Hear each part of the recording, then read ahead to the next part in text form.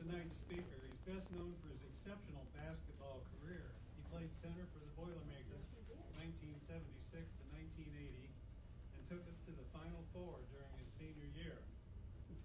Then he spent 11 years in the NBA, including 7 with the Golden State Warriors.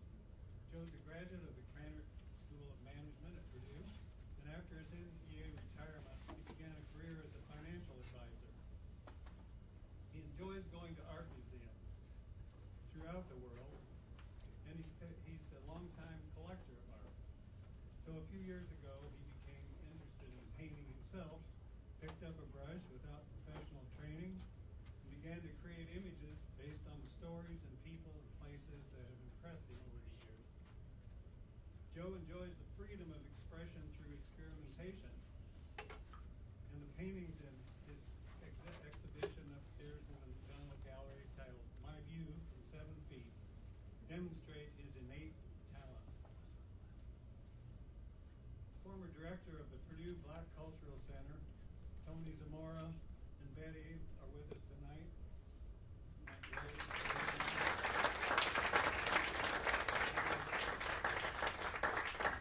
With a passion for African art, they assembled an amazing collection of over 500 pieces over the 60 years that they've been married. A few years ago, they entrusted all their works to their longtime friend, Joe Barry Carroll, as they planned for the future of that collection. With the objects in his care, Joe wrote and published a book titled Black American Voices, Shared Culture, Values, and Emotions.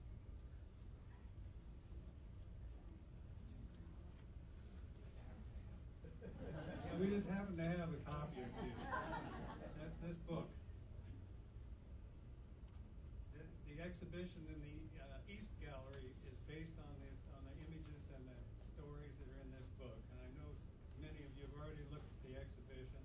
It's a great testament to his interest in African art and in bringing current topics to light and current people.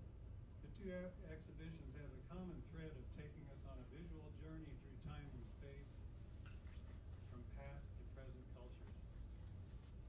2 books written and illustrated by Joe Barry Carroll are available for purchase. Black American Voices, this one, and there's another autobiography of his titled Growing Up in Words and Images. Joe will be happy to sign you a copy tonight if you'd like to purchase one. They'll be available here or up in our museum shop. Please welcome Joe Barry Carroll.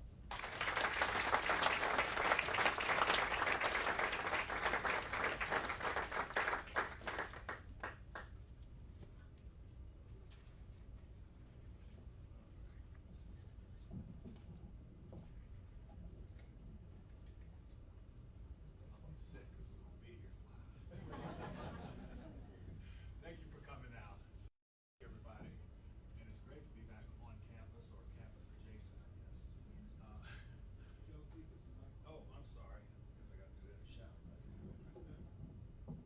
see. Is that better? I gotta hold it right now. How about that? Yeah. All right. I think you heard part of that. But it's great being back. Thank you all for coming out. Black American Voices is kind of a collaboration, well, it is a collaboration between me and Mr. Zamora and Mrs. Zamora, Betty and Tony, with their African art. I was trying to explore some creative ways of making the work accessible, because African art is it's in this vaulted place, historical, and I wanted to bring it up where we could kind of hug it and spend some time with it. So I combined that with some contemporary photography and storytelling from families, people I know, a lot of the Zamora's family, and this is what we came up with. And I'm gonna share some of those stories, and on the back end I'll share some of my work from the other gallery as well, but mostly I want to talk about the Zamora collection. We had a good time. We spent the last few years working on this. I just happened to be here. Well, I didn't happen to be here. I was scheduled to be here. About 4 years ago, was leaving town and went by to hug their neck and had to climb over all this work. I mean, it was everywhere. I think I shared with those of you who were at the opening that it was everywhere. It was like over in the kitchen and the bedroom and on the toast. I had to climb over to hug Tony, and we began to talk about it and dream about what we might do. And it ended up, I cataloged the work because I'm counting probably up to 500 pieces. I cataloged the work and took it back to Atlanta and did all the photography and stored it in climate control storage and everything. And this is where we are at this point. And I was so grateful to the museum here for having us over, Kendall and Michael, very earnest and hard work they did in pulling all this together. And it was just kind of a team effort, and I'm so excited. I was like, I made my eyes want to leak when I walked in the gallery and saw it all. I'm going to start here with the piece. Where am I pointing this? Screen. There we go. This is kind of an example of what we were doing with Tony and Betty. You probably recognize them. They look the same now. And this piece that he calls it the Queen Mother. Is it called that, or did you name it that? Close enough. Yeah. He called this the Queen Mother. It's a tall bronze piece. Benin. Thank you. And I paired this with when they got together, because I asked Tony, we spent a lot of time doing interviews over the phone and when I was with them, and I asked him about, Betty, them coming together and what it was. And I mean, he looked straight at me. It was no hesitation. He explained to me, he said, he gave me the time when they met back in Illinois. He said, I asked Miss Naomi, who is that? She answered, that is Betty Smith. I'm a Jean's daughter. There was something about Betty that captured my attention. She always held her head up high and walked with purpose, as though she were headed someplace in particular. She appeared outstanding, forthright, smart, well-dressed, and pretty. Tony Zamora, Chicago, Illinois. I was walking to classes and I didn't know he was hawking me every day.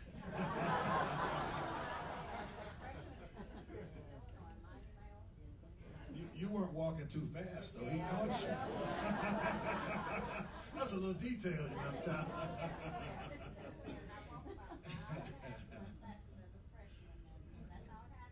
All right, and still together. And I love this picture. This is they sent me this box of photographs for me to work with, and we paired this with this. These are Shona sculptures over the African pieces, which I photographed in my studio, and this is them getting a little sugar right there. And this is the narrative attached to that one. My man is older now. His exterior looks a little different, but his interior self is the person that I've always known and will always love.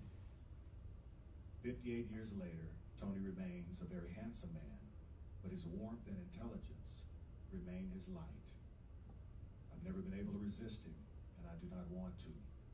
I kiss him on the forehead, give him sugar on the mouth, wink at him from across the room, and give him a squeeze of the hand. Always something there to remind us that we love each other and that what we have matters. And they really do act like that. Because I spent a lot of time at the house, and every now I'm looking over there and they touching each other and carrying on. I'm going, come on, y'all, get a room. Oh, we are. Yeah. And this is young Tony. I paired this because of his hair, the way he used to wear his hair when he was a young boy. He got the waves. This is what we call in our community good hair. But it matched so perfectly with this Shona sculpture.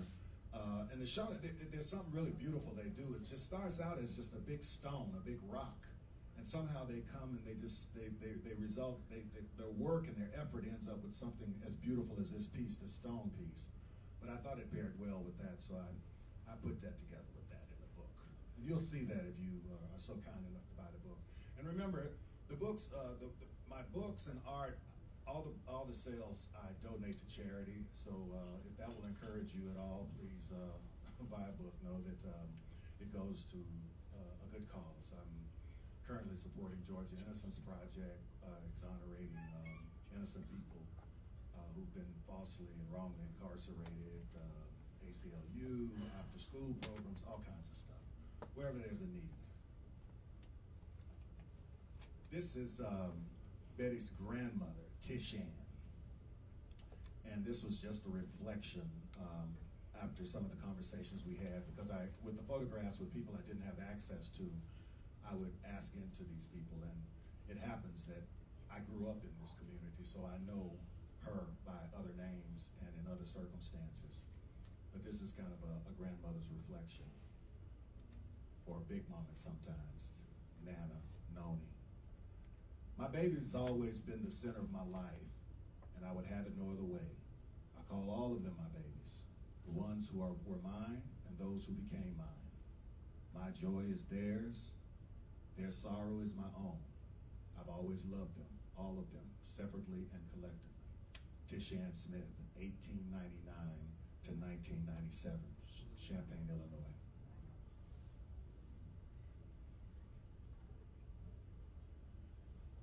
This piece here, these are swervers. They call these swervers, the African pieces, and this is actually. Pardon? Okay, all right. So you keep me straight. This is a friends of mine from Atlanta, and the man in this picture is a police officer, and sometimes they let me drink and smoke with him, and as far as I can go, because at some point it's just too much testosterone in the place. If you're talking about riding lawnmowers with guns and stuff. But in the middle of all of our male foolishness, it kind of stopped when he starts talking about his wife. And it was just such a sweet thing to see this big, burly man who's got a gun for each hip and had been in law enforcement for over 30 years. And he was talking about Sheila, his wife.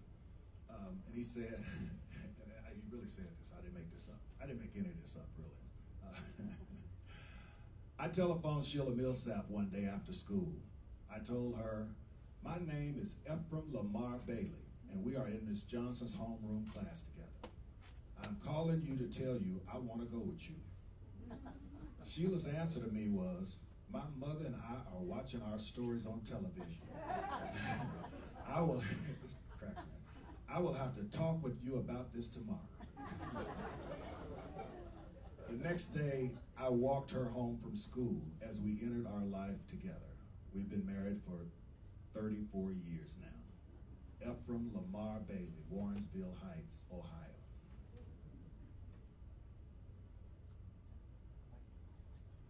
And you won't recognize her, but this is our editor and my partner in all these books and editing and everything, and also my partner, Tara. She's a twin, and this is her brother and her parents. And these are what they call pounders on the side over there.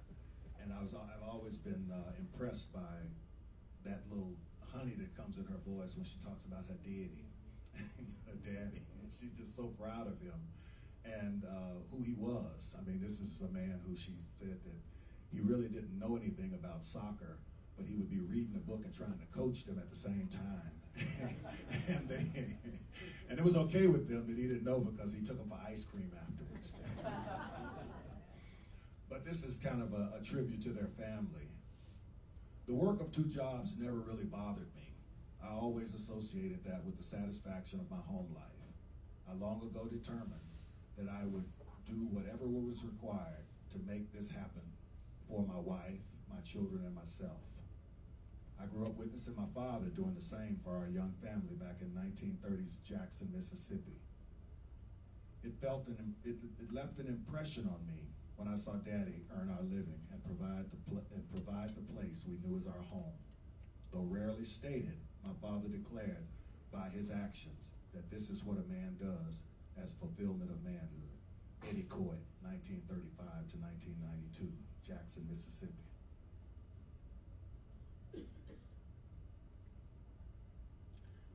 This is my big brother, who's a fisherman, and anybody who knows fishermen, they're real serious about it. And this African piece is what is this called? Benin Vessel? Benin Vessel. But I have a pond on my property, and he just loves, I think that's what he's coming to visit the lake. He's not coming to see me. And he always looks at me and he's like, boy, he'll tell me, boy, them fish was biting so good I had to stand behind a tree to bait my hook.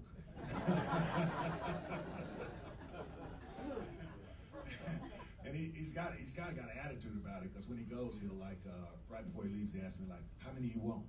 Like he's got control over the whole thing. And he really does, because he throws a lot of them back, which we never understand, because when I was coming up, we ate everything that came out the water.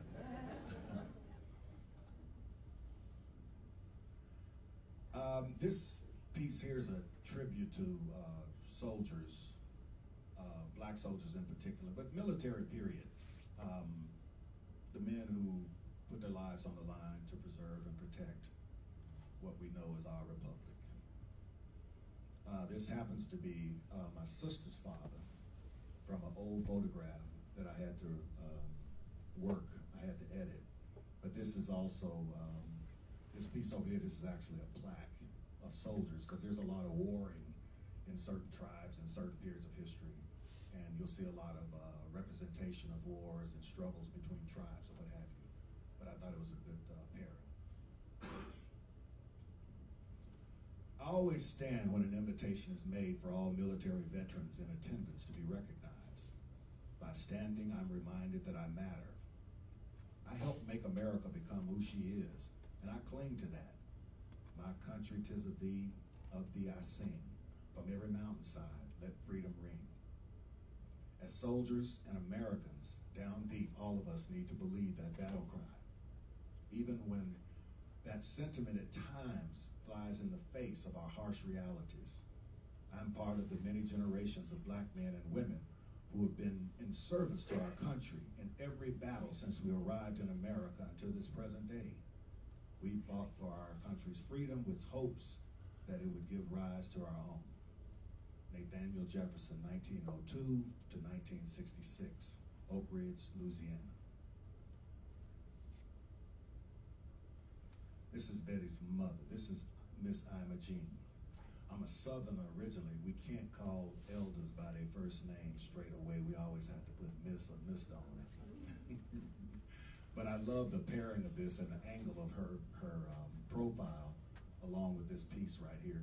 And oftentimes with African art, you'll see a repetition in the, they seem to have a recurring theme. So you'll see a lot of these pieces throughout the world, because they generally are given permission from the village elders or within certain tribes. It's very specific. There's I sign all my work because I want everybody to know it was me. But in African artifacts and culture and imagery, it's something more spiritual. On some level, I wonder if they're trying to remove themselves from it, because what they're doing sometimes, it's not just the image that they're projecting. They're seeking to embody the spirit and that, whatever that entity is.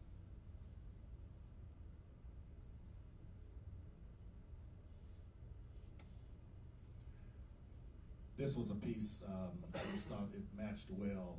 It's off of my 5th grade teacher, and her whole thing about pretty is as pretty does, and that whole thing that all grade school teachers tell bad children. She wasn't saying it to me. But anyway, that's Miss Bessie Jordan. And this is one of my teammates from Michael Scooby-Doo Scares. This is on humor. And as you can see, this character here, this is knock terracotta. You'll see a lot of the pink clay. It's usually formed from some version of pink clay, and it works there. And this is Mike. He was actually here for the opening. And another one of my teammates here, actually one of the guys who's responsible for bringing me to Purdue, Gerald Thomas. And he told me he's the governor of Indiana now. Players tell you anything when somebody's not around to dispute it. But he really was. He was one of those cats, you come to the campus and you meet him and you go like, this is who I want to spend time with. And I spent a lot of time with him, and we were actually roommates because he was a senior when I was a freshman and everything. And I was in his wedding and all that stuff. And he owes me. But this right here is on humor and the value of humor in a culture, and because Mike always kept things going. He's that guy that won't let it go. And this piece, speaking of another one of my teammates, is Eugene Parker, who, Gene's the same year you are, Gerald. Behind you. Yeah, we got rid of you. Once you left, we could start cutting up. Gerald's always the voice of reason. Joe, I don't think that's right. I just don't think we ought to do this. But anyway, Gene and I became very close over the years. I actually stayed with him on my recruiting visit to Purdue, and he was always a special cat. We started talking back in 1976, and we continued until I said goodbye to him at the ICU at Emory University a few years ago. And it's strange because none of us saw it coming. We went, in the span of 6 months, we went from running and hanging out in Piedmont Park and sharing our dreams, and because we were kind of each other's safe space, to he was gone. And so I read all the, I'll be reading it. This is in the book, but I'll also be reading this forever because it kind of, it keeps me in touch in some way with him. But this is my narrative here. I sat there silently as this person and then the next person offered their salutes and declarations to our friend Eugene. I was unable to join in their speeches of this being a homegoing because I felt Eugene's home was here with us, and there was no need for him to be going to another home. When they referred to this funeral ceremony as a celebration, I wondered just how could that be when his death left us feeling anything but festive. My heart shall be forever broken at the loss of Eugene Elijah Parker. Gene remains to me that once-in-a-lifetime friend that some may never know for themselves. He is the man who inspired Shakespeare to offer, and when he shall die, take him and cut him out in little stars, and he will make the face of heaven so fine that all the world will be in love with night and pay no worship to the sun.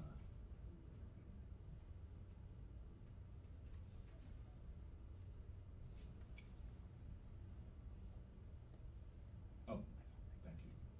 This is also a piece of terracotta, and it reminded me of an organ, a heart in particular. And when I was photographing it, I laid it to the side to address the decline of this heart, this particular heart. And that's why it's there like that. Yeah. Are you guys you have a seat, right? You guys got seats right there? Okay. Is there a couple of seats up here? All right. She's on a stool. She just stands short.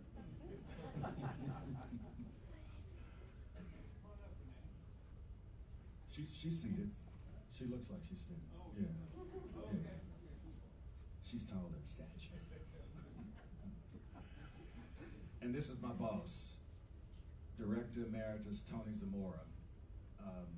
And some of you know him. When I came here in 1976, he was the director of the Purdue Black Culture Center. And since that time, he's also had quite a reputation as a musician.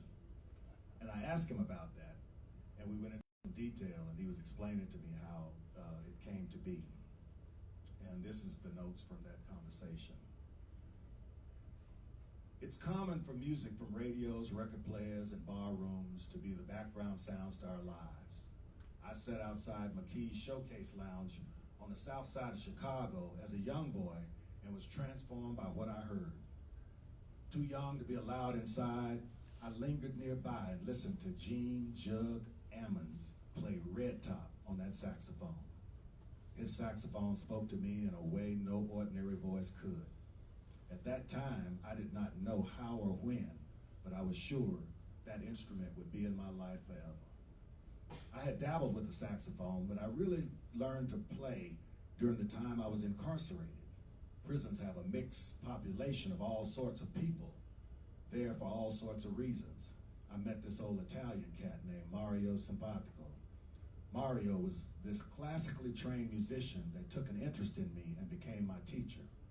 I eventually was allowed to join the ensemble that played during our mealtime. Since that time, I've become proficient with the alto, soprano, and tenor reed instruments. I feel in some way that music became the family harmony that I missed in my disjointed and fairly dysfunctional childhood. It filled me with the emotion that I was missing.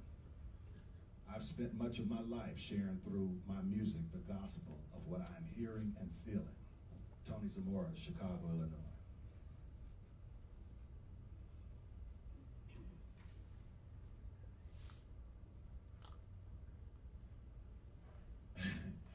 I was searching for an image that I could use because the reason I photograph everything is because I don't want to pay licensing fees to anybody. But I was, Betty and her family had participated in President Obama's campaign when he was a senator and then later. And I was looking for something to talk about that because I had to put him in this because of his, historical relevance and importance to the community and the world. And I'm looking through these things, I'm going like, who are they talking to? And this photo, I'm not sure if you can see it all the way. This is President Obama in the office, in his office in Washington. They already had the picture for me, so it was kind of exciting.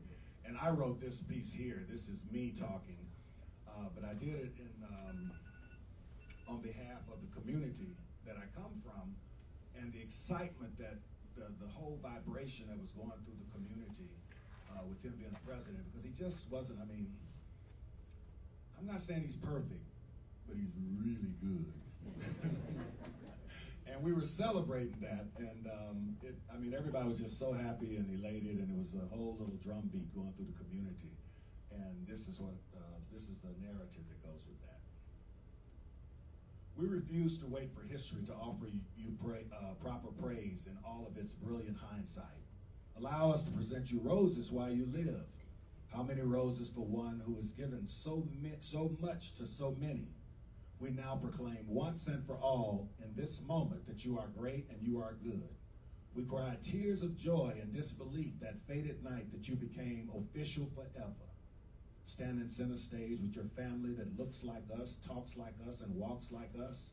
We witness your arrival, but continue to awake each morning in the incredible truth that put us to sleep the night before.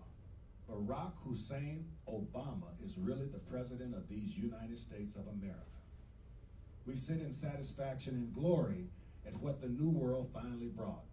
We wonder what the elders who are gone from here, but not from our hearts, would think of this incredible event.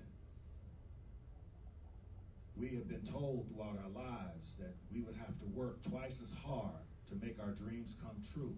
And so it is that you work twice as hard as you made our dream come true.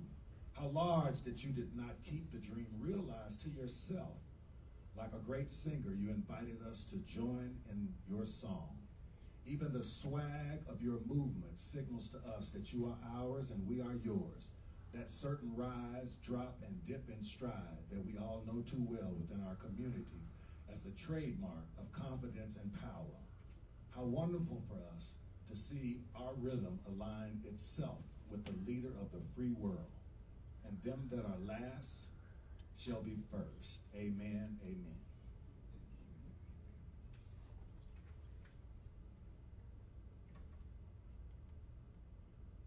Now, we're going to the other exhibit, which is my original work. That's, what gallery is that, Kendall? What's the name of it? McDonald Gallery, but there's only two of them up there, so I guess you shouldn't get lost.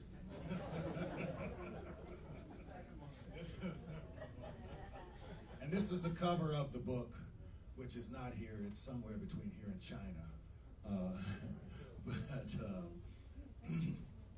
This is a series of my original work. The other work was mostly photography and the African work and what have you. But I'm a painter now. And this piece here is about stars in my reflection. Usually I love these narratives because it feels like it completes the thought for me. And it also kind of ushers the viewer into a certain place about what they're observing. And this piece is actually, that's a piece of quilt. My mother I was going through her things, and she has all these quilt pieces, because I collect quilts, family quilts anyway, because strangers' quilts have voodoo in them. Actually, you can have strangers' quilts too. You just can't sleep on them. Anyway, this is a piece I did about stars, because this reminded me of a star. This piece resembled a star. Sometimes delving into a celebrity's backstory is like visiting the back kitchen at your favorite restaurant. You may not want to see the details of just how the sausage is made. We seem to have an unrealistic expectation of athletes, entertainers, and rock stars, resulting in an unrealistic estimation of who they are or could be beyond their specific talents that entertain us. We become heartbroken when yet another of our stars fall from the sky on the heels of scandal and other unpleasant revelations. Who and what a person is when they are unknown is likely to follow them into celebrity and stardom. Their humanity does not necessarily evolve because they run fast, jump high, or sing well. The reality is that our celebrities are likely to be flawed. Some are more flawed than others. Not necessarily in a horrible way, but in the way every human is flawed. Perhaps we should be satisfied with the wonderful gift of song, sport, or anything else that the stars provide their fans and leave it there. And that's the truth. Because if you meet some of these people privately, you won't want to take them home.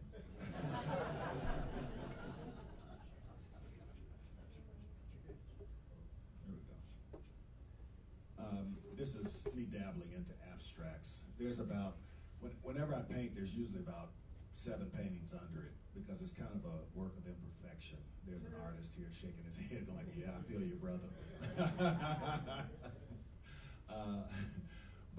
So this started out as a figurative piece, and over time it moved into something else. And I like this kind of work with cues. I'm self-taught, so I don't have the full, I throw around words loosely. I don't have the full vocabulary of these people that are trained with letters at the school, but it also gives me excuse not to be responsible for what I do.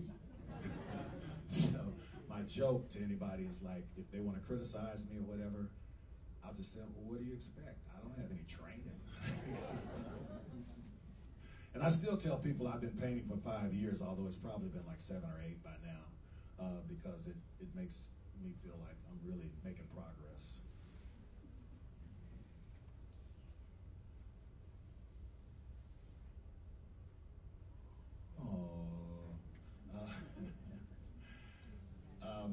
This is,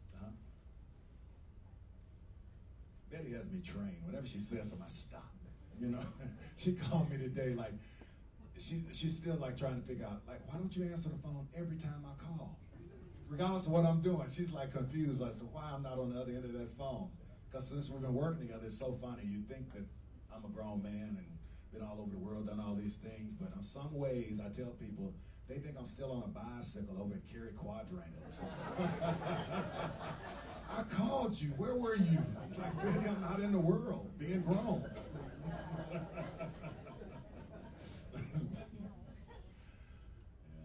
I'm not really scared of them. I just act that way. But this is a piece about children.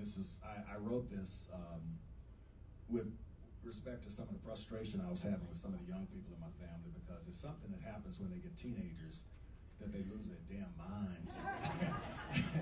And they said, I read it somewhere, I don't know if it's true, they say that when you look at the brain scan of a teenager, it's like the same way it looks when somebody's insane. It has the same pattern or whatever. But anyway, this poem by Gibran kind of settled my nerves a little bit, although I still get frustrated they don't do exactly what I tell them to do. The poem says, you may give them your love, but not your thoughts, for they have their own thoughts. Gibran offered that our children come through us, but they are not ours. Many times these adorable creatures that we formerly knew do not resemble themselves as they grow up. Theirs is a world that my generation will never know, just as it was for the generations before us. Now I barely recognize the young people in my life from when I was teaching them how to do this and that and the other thing.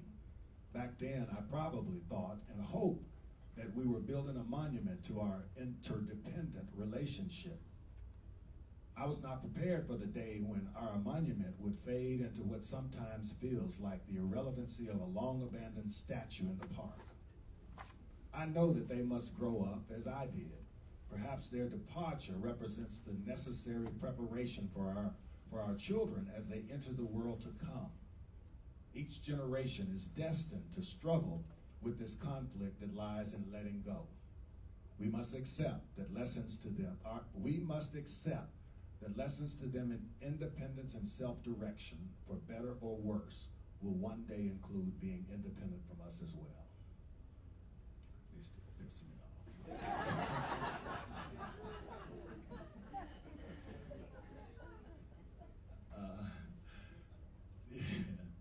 This is the pro for the face is my father. He didn't really dress like this in real life, looking like Liberace, but he's a central figure in my life. I had a great relationship with Coach Rose and Coach Schrader, and these men who helped me learn basketball and that type of thing. But I had a father, and I've never confused anybody else with being my father figure. And this is actually the cover of the book, and I write about my father. You'll see him throughout most of what I write about.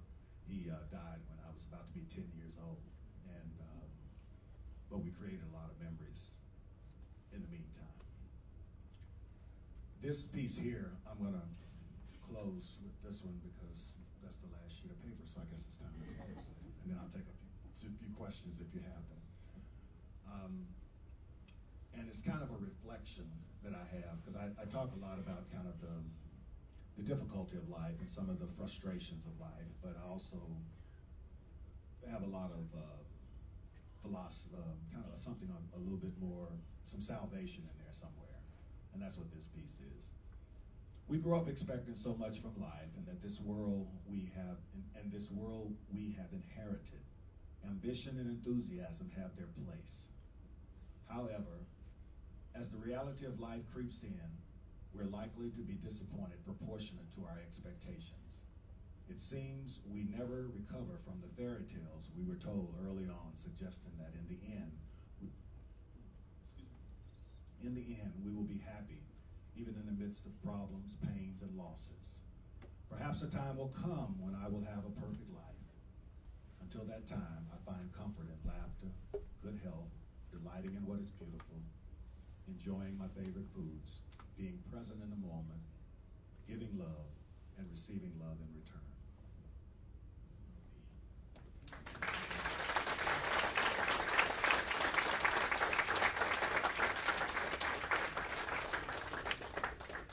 So, Betty, would you like to say hello to the people, please? No? You taking the night off? Okay, all right. Boss man, would you like to say hi? Like to say good evening? They came all this way. Oh, so funny. It's all that running and moaning. What I want to say is I remember when Barry Carroll first came to this campus. I had made a commitment to any student that I would do all I could to help them get a full education and provide what I could through the means of my administrative ability. I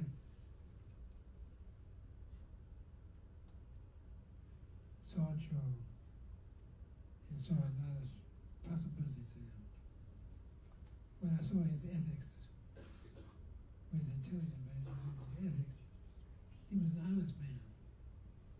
So many young men who come up in athletics somehow have an imaginary world that they live in and they're going to make a fortune. I think that's an illusion. But I saw what Joe was his desire to help someone else less fortunate than he. And I think he has come along so well. I'm so very proud of him. I'm so very proud that he came to my home and asked me, was I a dreamer? And I told Joe, it depends on what you dream about.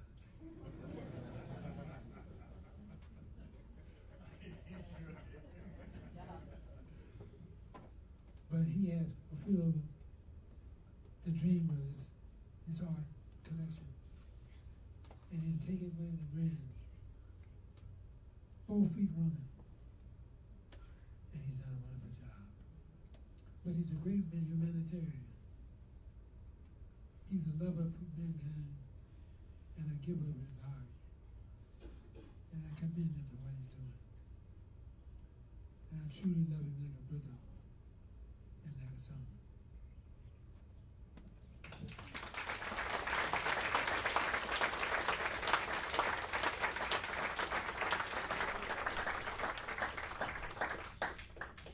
Thank you.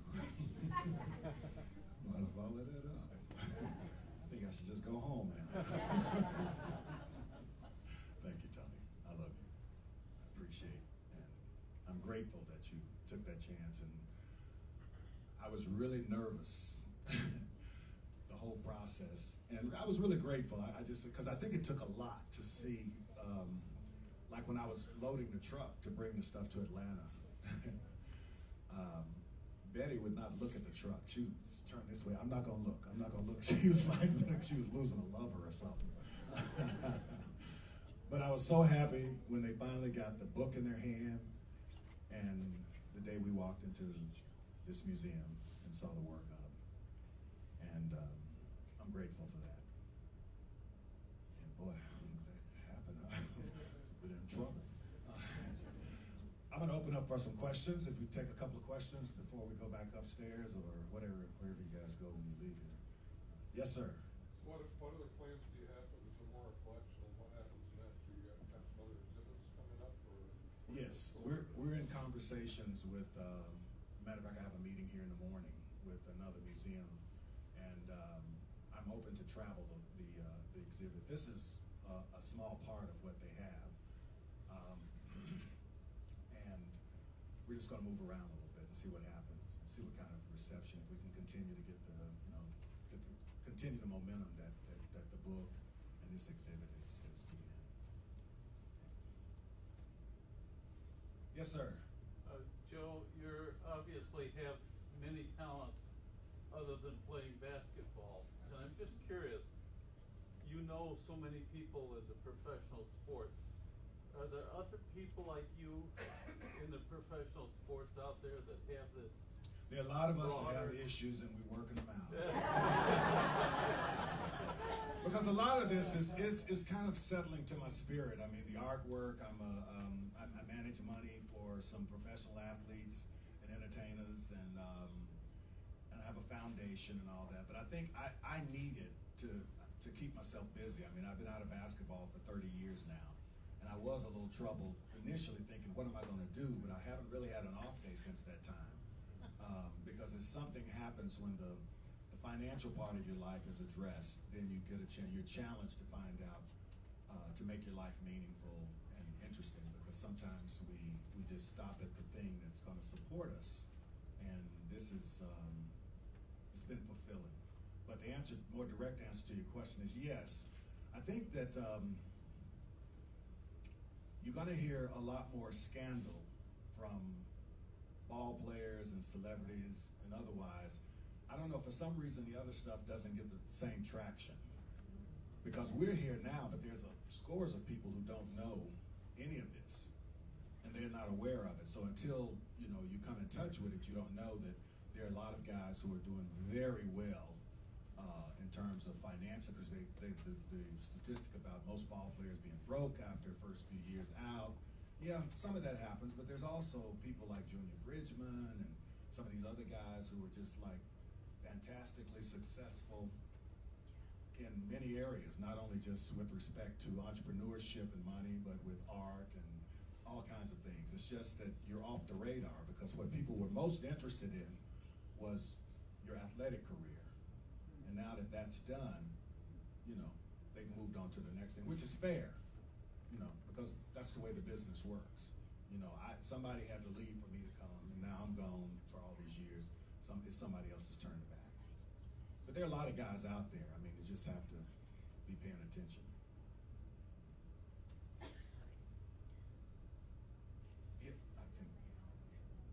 think them children playing. He's saying, "That's mine. Give it back." Yes, sir. Yes.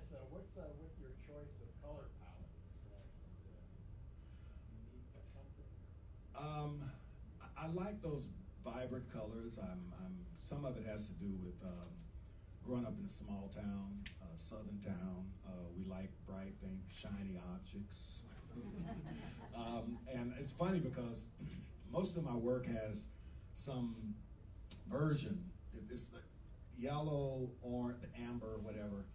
And even when I try to do another color, it ends up coming back to that. I start stepping on it again with the same colors. It just appeals to me, and perhaps this is my yellow period. I don't know. Or maybe years from now, if I'm still doing it, they'll say, "Well, I just he got there and got stuck. He's stuck on yellow." I don't know. I think it just has something to do with being. I'd have on a yellow suit now if I could get away with it, you know, without somebody having an intervention, going like, "Joe, you went too far. You went too far." Yes, ma'am, Professor. I stepped in her class. She had a group of young people the other day, and they're still trying to go like, "Why you let him in here?" And I was just gonna sit in and just say hello to them. They were with the Culture Center, and before it's over, I'm like, "No, tell me this," because I'm trying to understand these young people. I gotta keep talking to her because maybe she seemed like she understands what they're talking about. But, yeah, okay, go ahead. First of all, thank you so much for being here, and thank you to Mr. and Mrs. Zamora for being here as well. This is absolutely beautiful. A lot of the things that I do is made possible because of people like you and Faith Ray. The one piece that really stood out to me was the part when you was talking about when Tony first encountered the saxophone, Mm-hmm. and how hearing the saxophone spoke to him in a way that a human voice did not. I want to know a little bit more about the first time you encountered art, and how did it speak to you in that way? I don't remember the very first time, but it seems like it's always been present. I mean, from art classes, as I've mentioned several times, to get extra credit, I did take a class, but I guess I did. I did spend some time, like I'd always had an art class in school. I was drawn to it.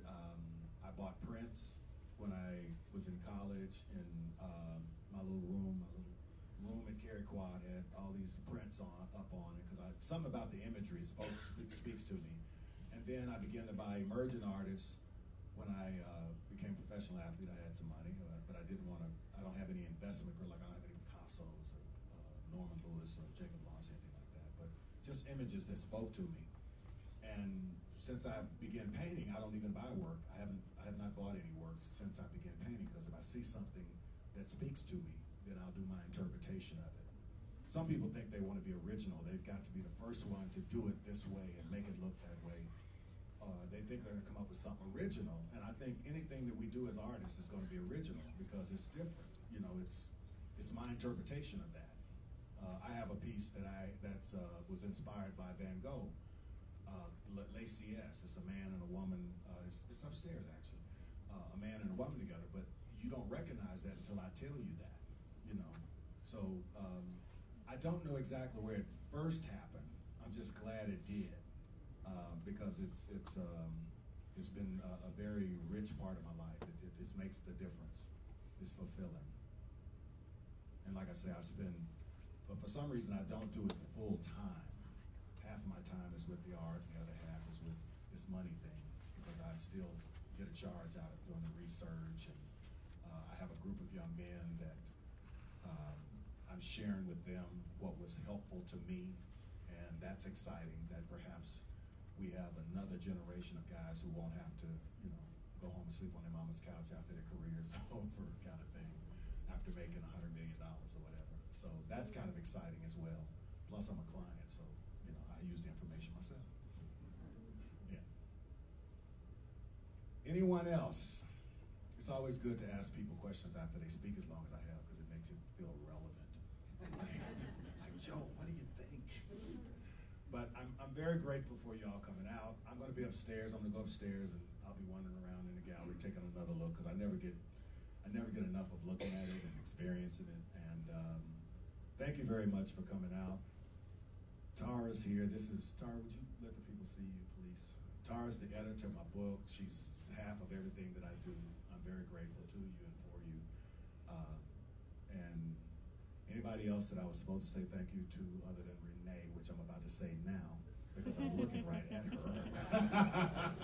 Thank you for helping me out with this and all the contributions that you've made and the work that you're doing at the Culture Center. And Betty and Tony, again, thank you, thank you, thank you. I'm grateful for you. I'm grateful to you. And here, you take this. I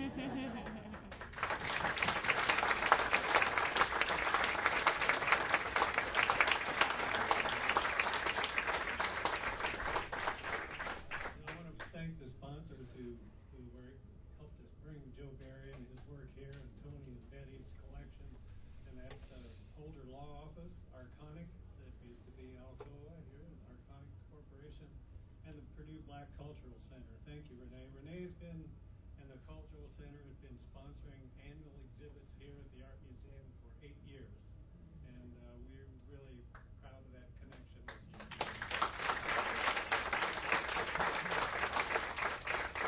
Okay, let's go upstairs.